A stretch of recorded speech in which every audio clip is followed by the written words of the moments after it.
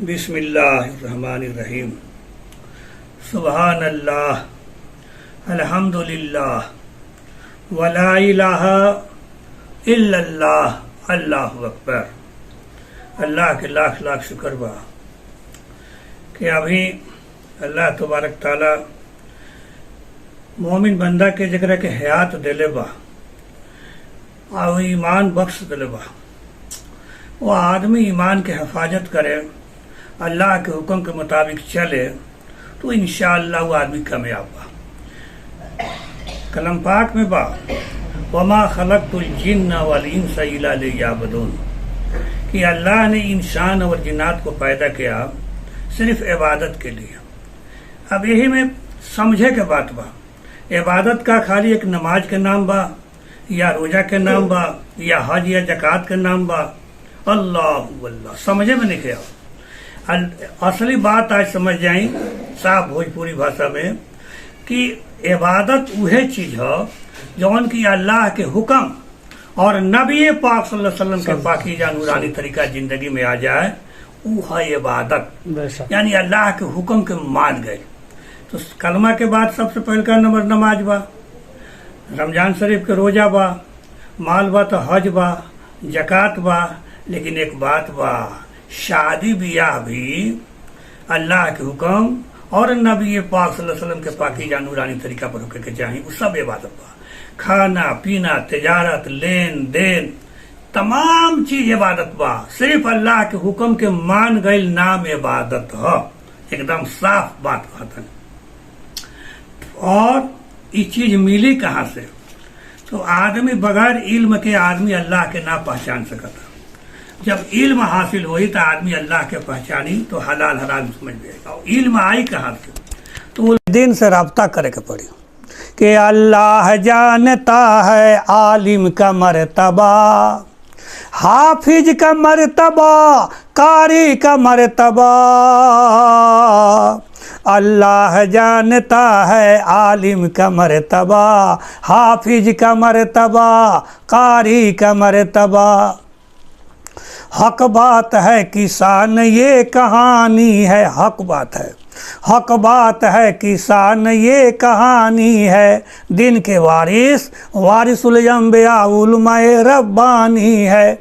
इल्म वाले समझते हैं जाहिल को क्या पता, अल्लाह जानता है आलिम का मर्तबा, हाफिज का मर्तबा, कारी का मर्तबा। आए मोमिनो ये बात पक्की खरी है, मकातिब मदारिस दीन और इस्लाम की नर्सरी है। यहीं से निकलता है दीन और इस्लाम का पौधा। अल्लाह जानता है आलिम का मर्तबा, हाफिज का मर्तबा, कारी का मर्तबा। मकातिब मदारिस दीन इस्लाम का नर्सरी है। कलम जबान एक जगह से काट के 3 जगह 4 जगह डाल जाए तब तो बड़का आम होला। एक जगह रही तब बीजू हो जाए। लड़का सब मुस्कियालों से काला पर अल्लाह अल्लाह। एक जगह रही तब बीजू हो जाए। यहाँ से पढ़ के सेमरा जाई, मऊ जाई, बनारस जाई, देवबंद जाई, झंडा नगर जाई, बड़का बड़का आलिम फाजिल हो जाए। जिसको अल्लाह और रसूल से मोहब्बत है, उनको दीन और इस्लाम से भी रग़बत है। वह मोमिन बड़ी खुश नसीब खुशकिस्मत है जिसको उलमाए रब्बानी से निस्बत है। इन्हीं की फैज से दुनिया में अभी इस्लाम है बका। अल्लाह जानता है आलिम का मर्तबा, हाफिज का मर्तबा, कारी का मर्तबा। मोमिन खुशहाल हो या मजबूरी, दीनी तालीम फ़र्ज ऐन है नहायत ही ज़रूरी। उसके बाद ही कोई इल्म हुनर का हो मशगला। अल्लाह जानता है आलिम का मर्तबा, हाफिज का मर्तबा, कारी का मर्तबा। आरजू है अब्दुर्रहीम की है मोमिनो सुनो, इखलास के साथ खुलूस नियत से उलमाए दीन से मिलो। ये बड़े अच्छे हैं, बात इनकी लाजवाब है, आलिम को चेहरा को देखना भी सवाब है। इल्म वाले समझते हैं, जाहिल को क्या पता, अल्लाह जानता है आलिम का मर्तबा, हाफिज का मर्तबा, कारी का मर्तबा। लेकिन बड़ी अफसोस के बात बा कि इंसान जे बात से सब कुछ के अकल बा ओकरा लगे, खाए के, कमाए के, माल बिटोरे के, लेकिन दीनी तालीम हासिल करे के ना। अल्लाह अल्लाह अल्लाह रहम फरमावे हमनी के हाल पर, हमनी के माँ बहन बहू बेटी के हाल पर, हमनी के नौजवान के हाल पर, हमनी के बूढ़ा पखा के हाल पर, कि कम से कम इतना तो ओकरा दिल में होके के चाही कि इतना इल्म हो जाए दिन के ताकि वो हलाल और हराम समझ सके। आजकल के वो रियानियत हद बा। सुनी नया शेर सुनावत। आजकल मोमिन मुसलमान, मर्द औरत बूढ़िया जवान, खास करके नौजवान, खास करके नौजवान कितना दिन से बेफिक्र बा, रोजा नमाज नहीं खे ना अल्लाह के जी करवा, मौत के ख्याल नहीं खे ना उकबा के फिक्र बा। उरियानियत हद से गुजर गई, बेहयाई हो गई ज़्यादा, घर के बूढ़ा पाखा गार्जियन घर में बैठ के झंखत लो जे कैसे बाँची मूल मर ज़्यादा। औरत के सीना पर कपड़ा नहीं खे ना सर पर दुपट्टा बा, शहर बाजार चौक चौराहा पर देखी औरत के जमघट्टा बा। लाज शर्म के पर्दा नहीं खे ना ईमान के कीमत बा, एक जगह खड़िया के घर घर के कथा कहानी, जुबान पर झूठ और गीबत बा, अब बगल के अपने चल जाए केकरा टोक देवे के हिम्मत बा। आजकल के औरत कितना दिन से बेफिक्र बा, रोजा नमाज नहीं खे ना अल्लाह के जी करवा। का कोई इस्लाह मुआशरा पर बोली का केहू समझाई, खड़ा होकर लोग पेशाब करता कितना बा बेहयाई। कपड़ा बदन नापाक हो जाता फिर भी तन को ना फिक्र बा, रोजा नमाज नहीं खे ना अल्लाह के जी करवा। जिंदगी में दीन नहीं खे, इस्लामी कौनो चीन नहीं खे, नौजवान मुस्कियाता अल्लाह अल्लाह के जिंदगी में दीन नहीं खे, इस्लामी कौनो चीन नहीं खे, लुंगी कुर्ता टोपी नहीं खे, सपा चटबा दाढ़ी, फैशन में लोग आगे बाटे, पैंट शर्ट सुपारी, मुँह के संवाठ नहीं खे, गुटका पान शिखर बा, हाथ में मोबाइल लेकिन कान में स्पीकर बा। आजकल के नौजवान कितना दिन से बेफिक्र बा, रोजा नमाज नहीं खे ना अल्लाह के। बात मुस्कियाई हंसी मत, बात समझ ले लोगन माजमा के लोग। ऐसे कि हमनी के औलाद अगर बाहर में इंतकाल हो जाए, कोनो बात हो जाए तो ओकर भगई खोले के पड़ी, केकरा के हलावल जाओ कि जरावल जाओ। या अल्लाह जिंदगी में दीन नहीं खे, इस्लामी कौनो चीन नहीं खे, लुंगी कुर्ता टोपी नहीं खे, सफा चटवा दाढ़ी, फैशन में लोग आगे बाटे, पैंट शर्ट सुपारी, मुँह के संवाठ नहीं खे, गुटका पान शिखर बा, हाथ में मोबाइल लेकिन कान में स्पीकर बा। आजकल के नौजवान कितना दिन से बेफिक्र बा, रोजा नमाज नहीं खे ना अल्लाह के जी करवा। एक बात साथ ही सुन ली, आंखों देखा हाल बताओ तनी, एक हाथ से मोटरसाइकिल रुका सकता हो ना रुकाई। जब मोटरसाइकिल पर आदमी जब बैठा था कि प्रोग्राम पर हम लेता तो डर लगता, जब फोन आवता तो ऐसे 5 मिनट रुक जाई, फ़ोन करे के बाद तो फ़ोन करके बात कर लिया ना, तो कहीं जब 5 मिनट के बाद, मोटरसाइकिल चलाओ में जितना खतरा हो गई, अब कितना गनाई तोहरा से बड़े बड़े नौजवान जब से खट गए। अल्लाह रहम फरमाओ। जलसा इस्तामा सुने खातिर शौक से लोग जुटता, अब बड़ी अफसोस के बात बाकी एको गुनाह ना छूटता। देख पर देख चल रहा बा, औरत खा रहा बा, मर्द खा रहा बा, स्टेज लाग रहा बा, चल रहा बा, लेकिन बड़ी अफसोस बा। जलसा इस्तामा सुने खातिर शौक से लोग जुटता, बड़ी अफसोस के बात बा कि एको गुनाह ना छूटता। शादी ब्याह के तिलक दहेज नहीं खे छूटत, नहीं खे छूटत नाच और बाजा, कौन अपना पाले से लगता, लड़की वाला के पैसा से लोग उड़ावत ताटे माजा। और छावन पर छावन नइखे छूटत गीत और गारी। अल्लाह के तरफ से पकड़ हो गइल बा, अजाब हो गइल बा भारी। चाहे कोरोना वायरस कहीं, चाहे कहीं महामारी, फिर भी तन को होश नइखे ना तन को फिकर बा। रोजा नमाज नइखे ना अल्लाह के जिक्र बा। अब्दुल रहीम को दिल में खौफ खुदा रख छोड़ा मन के ढिठाई। बेनमाजी मर्द औरत के होई कड़ा पिटाई। ना चिन्हल जाई गोरा काला, ना देखल जाई कि टीकड़वा। आ होई कुहाई की नमाज से बेफिकरवा। से नमाज माफ़ नहीं खे। इस्लामी रिश्ता से माँ बहन बहू बेटी सुन ले, नौजवान भी सुने, बूढ़ा पका भी सुने। हर हाल में जब बशर्ते के होश बाकी रहे, नमाज माफ़ नहीं खे। औरतें कुछ माफ़ बा तो ओकर मसला बा, लेकिन मर्द के भी बा, लेकिन होश रहे बाकी तब ले नमाज पढ़े के बा। चाहे खड़ा होकर पढ़ी या बैठ के पढ़ी या लेट के पढ़ी, नमाज के वक्त में नमाज पढ़ल जाए इंशाअल्लाह। नमाज बोला लोगन इंशाअल्लाह, हाँ इंशाअल्लाह नमाज पढ़ल जाए। और शादी ब्याह का मौका पर भी देखल जाए कि अल्लाह के हुक्म और नबी पाक सल्लल्लाहु अलैहि वसल्लम के पाकीज़ा नूरानी तरीका का बा। अरे किसी मोमिन की घर हो शादी, मुसलमान के घर में, और तरीका हो गैर की, तो वह दोस्तों न रखना कोई उम्मीद खैर की।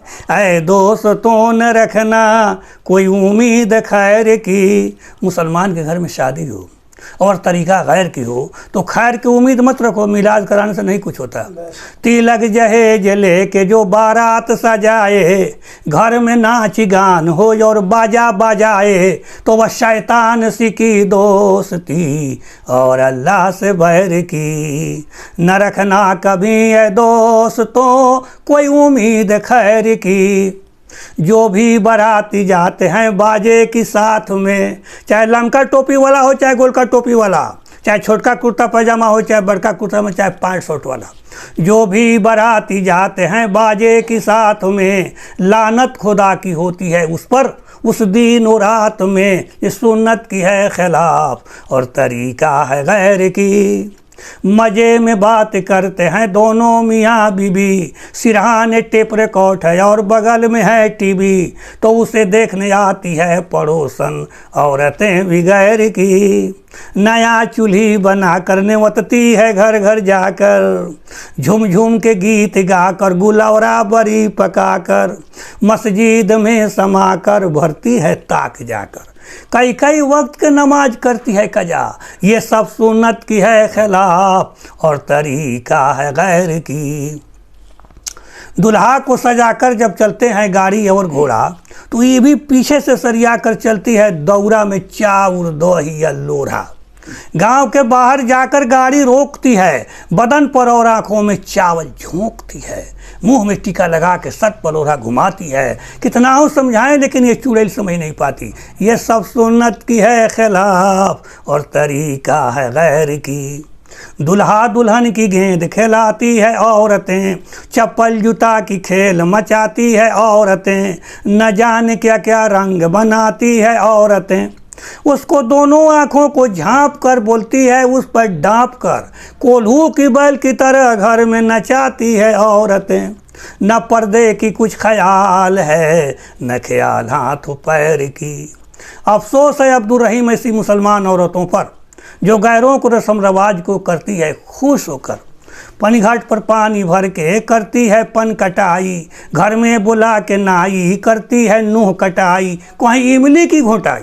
अरे कैसे तुमने भूल गई जहन्नुम की वह पिटाई।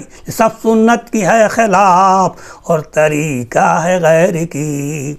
न रखना कभी ये दोस्तों कोई उम्मीद खैर की। इस्लामी रिश्ता से माँ बहन बहू बेटी सुन ले कि इस तरह चीज़ गुनाह के काम बा। अब ये जब ले भइल तो ले भइल, अभी से तोबा कर ले कि आइंदे से या अल्लाह अब न गायब न गवायब। हम ढकना के घूस आ तसला के दाल आ झंगा के भात मने करे नहीं आयल। हमरा इतने कहे के बा कि अल्लाह के हुक्म के मुताबिक काम होखे। अल्लाह के हुक्म बा कि बच्चा पैदा हो घर में तो दहिना कान में आवाज़ आजान देवे के बा, का खड़ा होकर चिल्लाए के बा। कहीं दहिना कान में लिखल बा, चिल्ला के निकल लिखल वहाँ दहिना कान में अल्लाह अकबर कान में जैसे बच्चा के सेट कर जा। और बायां कान में तकबीर कहे के बा, वह आजान तकरीर पर जनाजा होकर हो जाए जी मरी तैया। अब बताई कि अल्लाह की हुक्म भइल। अब तो लोग कह लेता थे, अब फिर छिपा बजावता, तोबा तोबा छी छी छी। फिर जब से ढोल बजावता, नाचता, सोहर गावता। ये बताएं कि वो फिर जाके सेटिंग करता। तो ऐसे हम ज़्यादातर जलसा में, कॉन्फ्रेंस में, जहाँ भी बा हमार बात होला, तो इम साल का हम हरदम कहतनी कि बराए मेहरबानी अजान हो गई, दूध पियावे के बाद तो सुभान अल्लाह अल्हम्दुलिल्लाह कह के पियाओ, लेकिन बच्चा के सामने मोबाइल मत चलाओ। ऐसे कि मोबाइल जब बच्चा के देखता वो तो रिंगटोन कौन जब से जाके सेटिंग करता, जहाँ अल्लाह अकबर सेटिंग कैले बा तो उनमें और सब बात, उनमें ड्यूट जौन खेलता तो उन जाके सेटिंग करता। अब ज्यों ज्यों बच्चा होता, अब सोरिए के हालत में ओकर बाप जाता चाहे मतारी कुछ, अब जब बात से बच्चा हैंगे से ताकता, वो ना मिठाई के जरूरत बा ना ओकरा पाई के जरूरत बा। अब बच्चा के इश्क हो गई बा मोबाइल से। अब इश्क मोबाइल के का पूछता नहीं VIP। तो अब जब बात से पहले हमारा उम्र के लोग बाए में देखत हुई कि पहले हिंदू चाहे मुसलमान के, धनिक चाहे गरीब के बेटी जब विदा हुई, चाहे पतो घरे आई, तो ओका संगे संगे एगो भाई जात रहा। भाई जाई काहे लग जाई, बबी के चुप करावे लायक। अब देखे जाता बबी चुप नहीं रहत। अल्लाह बड़ी मंतर रहा। 5 दिन पर जात लग कलेवा ओकर नाम हम। तब कलेवा जब जाई तो भैयावा चल का है फरियाए तनिए बरा ऐसे जे वो 5 दिन पर जब जाई ओकर बाप भाई दू तो भेंट करी, तो घर के लोग ढुका लगा रहे कुछ कहे मत, तो ओकर टाइम मिली कहे के हैले ना। अब भैयावा 5 दिन में सारा रिपोर्ट लेके चल आवत लग। अब बात खत्म बा। बबी काहे नहीं कि चुप रहता। अब मार VIP मोबाइल जाता, बस्ती जेवर जाता, कलम पाक जाता। 2 दिन के बाद एक मतारी फोन करती है, बबी कह ना समाचार ठीक बा, बुढ़िया बड़ा कारा बिया, छौड़ी केंगा मुँह बनावत दे तो मोबाइल हम सरिया देता का। बड़ी खतरा कि मोबाइल में इतना असर बाटे, केतनो दूरी से मिल जात खबर बाटे, जितने अच्छा बा उतने बदतर बाटे, एके चलावे में सब कुछ कसर बाटे, लेकिन मोबाइल फितना के जड़ बाटे। चाहे कोई बाहर रहे, चाहे जाए मकान पर, चाहे मदरसा स्कूल जाई, चाहे कोनो दुकान पर, साहेब सलाम करके फुर्सत नहीं के हरदम मोबाइल बा कान पर। लेकिन गाहक पर हरदम नजर बाटे, मोबाइल में इतना असर बाटे, कितनो दूरी से मिल जात खबर बाटे। कठौती में पिसान बाटे, रोटी लोगू बेलता, आ लइका जब झुआ ताटे तो मोबाइले से खेलता। वो टूट जाओ फूट जाओ कौनो ना डरवो फिकर बाटे। एक आदमी गंगर बोले जलसा नहीं करेंगे, कहेगा जी 50,000 थी 17,000 के मोबाइल हम लेकर फोड़ दिया, हमने 50,000 के फोड़ दी। कौन ओकर बाप किन ले, ओकर बाप कतार से भेज दिल, केतनों के फोड़ दी जी। बच्चा बच्ची पढ़े जाता, झोरा बस्ता कांख में, आगे पीछे चढ़ता, लेकिन मोबाइल बा हाथ में, मैसेज पर हरदम नजर बाटे, मोबाइल में इतना असर बाटे, कितनो दूरी से मिल जात खबर बाटे। सास बहू घरे बाटे, बउआ बा विदेश में, तनका कोनो बात होता फौरन चल जाता मैसेज में, सुनते मातर बबुआ के दिल हड़बड़ाता, अब बेग सरी आवता जे काम गड़बड़ाता। मोबाइल में इतना असर बाटे, कितनो दूरी से मिल जात खबर बाटे। हॉस्पिटल में मरीज सुतल बाटे बेड पर, दवा सुई चलता लेकिन देखता ते नेट पर।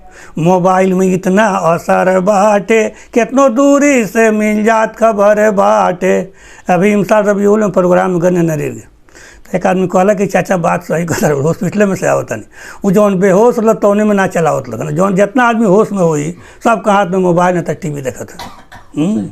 मोबाइल में कॉल आजकल हो गई बाटे फ्री, झूठ गिबत चुंगलखोरी होता नेतागिरी, बात करते करते लोग के टेंशन बढ़े जाता, कोई डूब जर के मरता, केहू रेल में कटाता, कहीं चोरी डकैती कहीं आबरू लुटाता। ये कितना काम गड़बड़ बाटे, मोबाइल में इतना असर बाटे। मोबाइल के आजकल लोग हो गए बाटे आशिक, आ काम जब खराब होता तो कहता लोग जी बाटे कुल नासिक। लेकिन माँ बाप कितना बेखबर बाटे, मोबाइल में इतना असर बाटे, कितनो दूर माँ बाप कितना बेखबर बाटे। गौर करे के बात बा। ऐसे ही सब बुरा काम बा जौना से अल्लाह मने के लिए बान ओकरा के तोबा करी, अल्लाह के हुक्म और नबी पाक सल्लल्लाहु अलैहि वसल्लम के पाकीज़ा नूरानी तरह का ज़िंदगी में अपनाई। ये तो कितनो कहल जाई तो उड़ाए जाए के नहीं खे, मिजाज फूलता हमरो। अब खैला पर से बात बाटे, थोड़ा एक और से सुनाए तनी कि हमने क्या केंगे रहे के चाहिए, नौजवान भी सुनो और पुरान भी सुनो। अहले तकवा की सूरत बना लीजिए, नूरे सुन्नत से चेहरा सजा लीजिए, नूरे सुन्नत से चेहरा सजा लीजिए।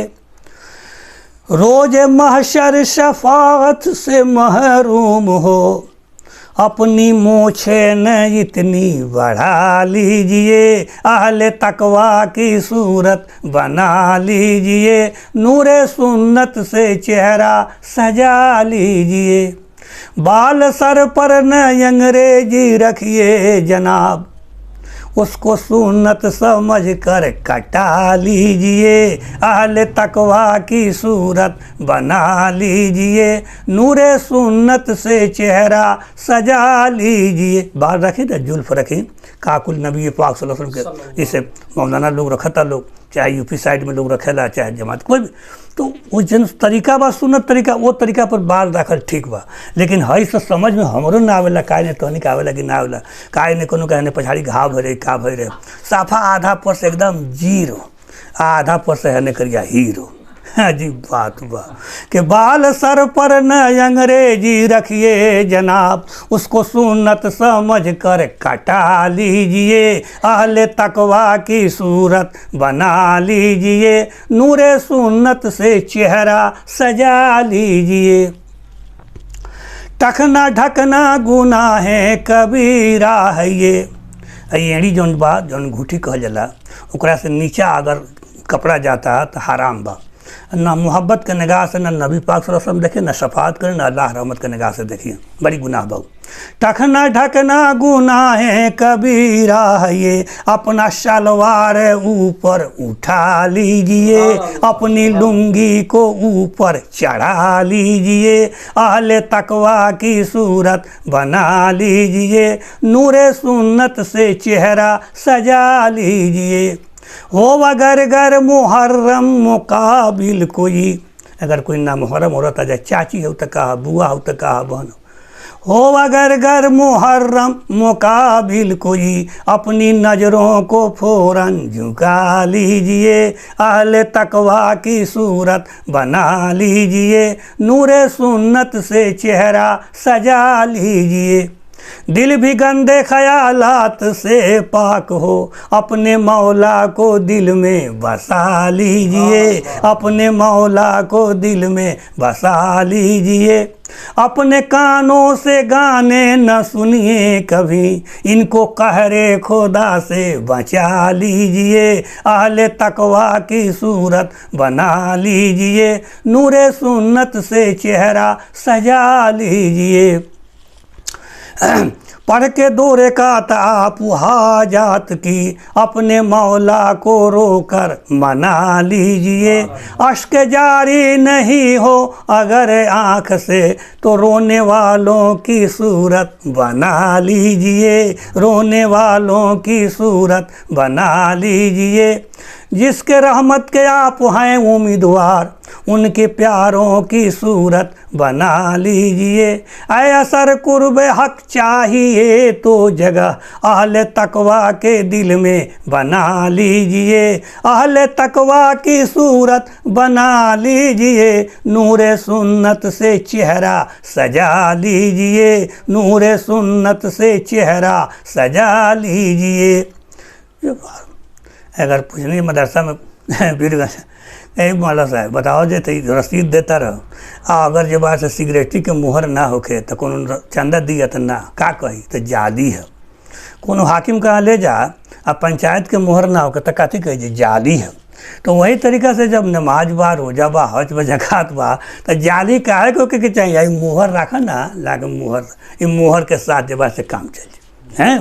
अब पढ़े के नहीं खे, अब उम्र दराज हो गई बाद में तो लाइक अल्लाह आसान रास्ता बता दिल हैं कि ये दुनिया अजीब रंग खट मीठी, हिर्स हवस के बबालू गीटी, मधमाया के बाजार में लोग खाता खाई साथ के चटनी लीटी, मौत हरदम ताक में खड़ा बा मार रहल बा झिट्टी, ना जाने कब खुल जाई गाड़ी लगा रहल बा सिट्टी, ये दुनिया अजीब रंग खट मीठी, खाली खाइल कमाइल कमाल नइखे। ई कौन कमाल बा? तब पीला इतना इतना मोट घूम घूम खा के, खाली खाइल कमाइल कमाल नइखे, जब जिंदगी में कौनो ने कमाल नइखे, रोज हशर के फिकर भी नइखे, जुबा पे अल्लाह के जिक्र भी नइखे, आखिरत के समान नइखे, रोजा नइखे नमाज नइखे, कुछो नइखे। ऐसन जिंदगी बेकार भाई, आदमी वह दिन बड़े पछताई, मलकुल मौत जब सामने आई, बड़ी सख्ती से रूह खिंचाई, जैसे चमड़ा छिले कसाई, अकल कौनो काम न आई, आँख से झर झर आई रोआई, कौना हाल में कब मौत आई ई कोई ना जानी, लाख कोशिश करी रुके के एक सेकेंड ना मानी, चाहे कितनो रोई गाई चाहे कितनो छाती पीटी, ये दुनिया अजीब रंग खट मीठी, हिर्स हवस। मौलाना साहब लिखा था मस्जिद के बारे में कि दुनिया चटपटी।